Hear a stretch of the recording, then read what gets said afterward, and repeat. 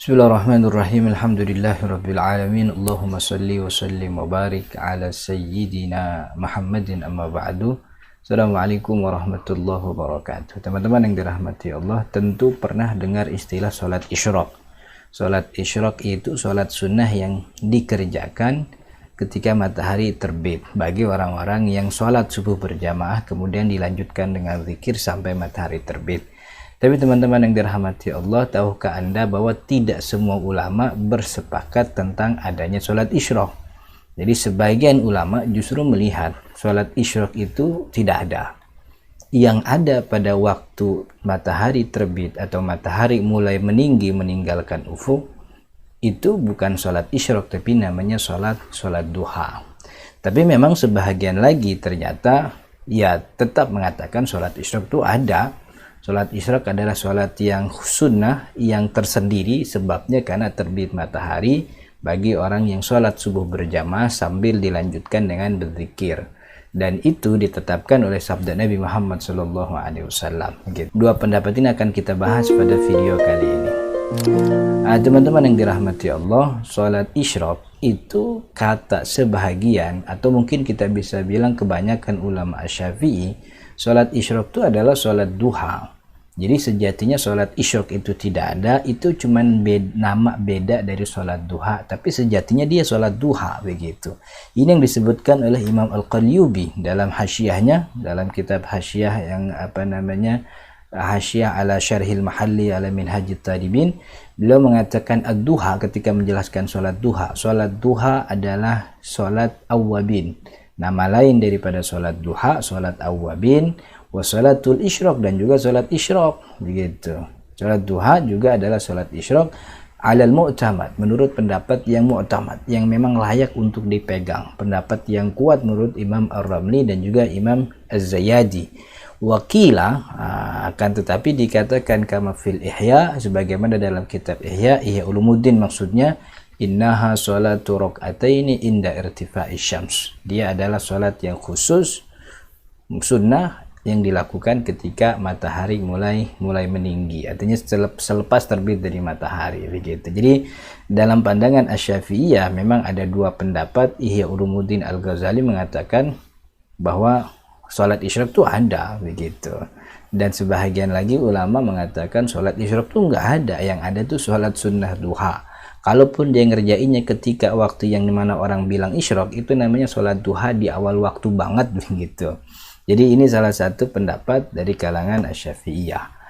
Sebagai bukti lagi tambahan dalam Hasyiah Amirah juga dikatakan qala al-Isnawi, kata Imam Isnawi, salat duha dzakara jama'atun minal mufassirin, sekelompok ahli tafsir menyebutkan annaha salatul isyraq, bahwasanya salat duha itu adalah salat isyraq, yang mana Allah telah memberikan isyarat tentang salat duha itu dengan kalimat isyraq pada Al-Quran surat Shad ayat 18. Kata Allah, yusabbihna bil asyi wal isyraq. Ini kan tentang cerita Nabi Daud. Kata Allah, yusabbihna, kami tundukkan gunung-gunung itu, dan mereka gunung-gunung itu bertasbih kepada Allah bersama Daud di waktu petang dan juga isyraq waktu pagi hari.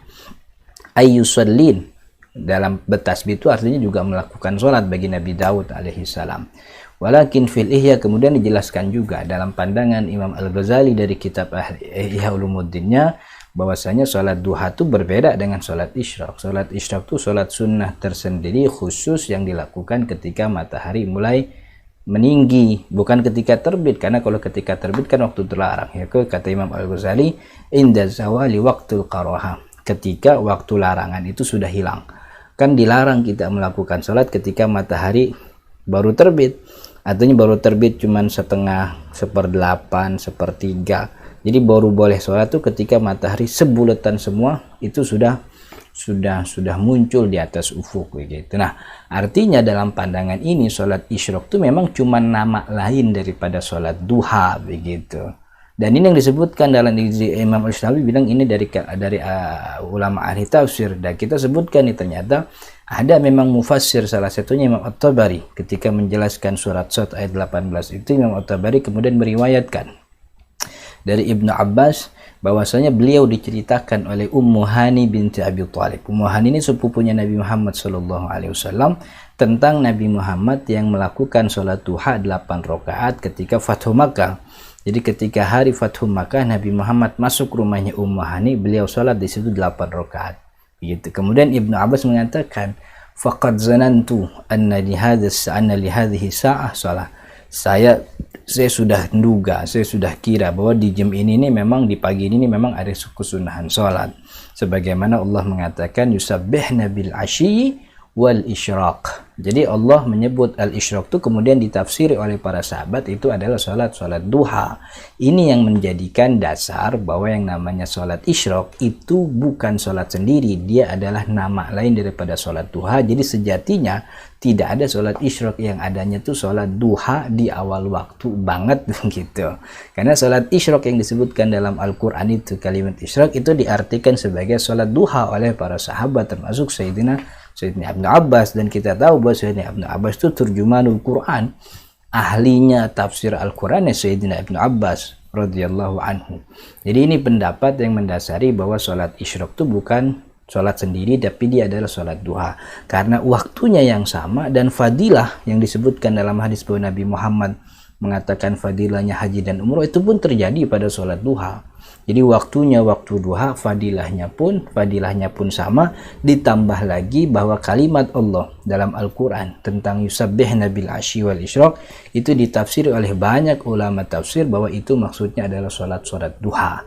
Ini dasar pendapat madhab yang mengatakan sholat isyraq itu tidak ada, yang ada sholat duha di awal waktu banget begitu. Nah, kemudian yang mengatakan sholat isyraq itu ada, bahwa sholat isyraq itu ada sholat sunnah tersendiri dengan sebabnya terbit matahari begitu, memang berdasarkan teksnya hadis ini. Jadi secara tekstualis Nabi Muhammad menyebutkan sholat isyraq itu ya begini: siapa yang sholat subuh dengan berjamaah lalu berzikir kepada Allah sampai matahari terbit kemudian sholat 2 rakaat, maka ia mendapatkan pahala haji dan umroh sempurna, dan sempurnanya itu diulang sampai 3 kali. Yang mengatakan sholat isyraq itu ada, dia sholat sunnah sendiri, artinya sholat sunnah sebab tersendiri, bukan bagian daripada sholat duha.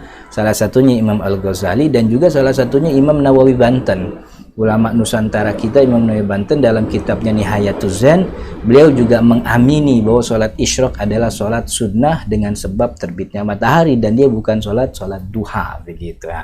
Tapi bagi ulama ini, ulama-ulama yang mengamini bahwa sholat isyraq itu sholat sunnah tersendiri bukan sholat duha, mereka kan punya syarat untuk dikatakan sholat isyraqnya sah. Pertama, orang harus sholat subuh secara berjamaah. Jadi bagi orang yang ingin dapat pahala haji dan umroh begitu, yang pertama dia harus sholat subuh berjamaah, walaupun tidak disebutkan syaratnya apakah di masjid atau di rumah, yang penting berjamaah. Kemudian yang kedua, setelah berjamaah dia duduk berzikir kepada Allah. Setelah sholat subuh zikir begitu. Zikir kan bisa banyak bentuknya, baca Al-Quran juga zikir, mungkin ada yang punya ratib itu juga zikir, ada yang punya rutinan juga zikir, mengaji juga zikir, belajar juga bagian daripada zikir kepada Allah Subhanahu wa Ta'ala. Dia duduk berzikir, kemudian yang ketiga syaratnya matahari terbit. Berjamaahnya udah, zikirnya udah, kemudian matahari terbit. Nah, maksud matahari terbit ini teman-teman yang dirahmati Allah adalah matahari sudah mulai meninggi, atau setidaknya bulatan matahari sudah muncul seluruhnya di atas ufuk. Karena ketika matahari terbit itu adalah waktu terlarang, waktu yang dilarang oleh Allah dan Rasulnya untuk melaksanakan ibadah sholat. Salah satunya adalah waktu matahari terbit. Jadi waktu masih muncul cuman 1/8, 1/4, 1/3, jadi harus buletan semuanya muncul di atas ufuk baru boleh sholat. Nah, beberapa kesalahan sering terjadi di beberapa masjid, baru terbit doang udah laksanain sholat. Padahal kalau mau sholat tuh harus nunggu sekian menit sehingga buletan matahari pas sudah keluar dari 0 derajat, sudah keluar dari ufuk begitu. Jadi itu antara ulama yang mengatakan sholat sunnah isyraq tidak ada dan yang mengatakan sholat sunnah isyraq itu ada. Mudah-mudahan ada manfaatnya. Hadanallahu wa iyyakum ajma'in. Assalamualaikum warahmatullahi wabarakatuh.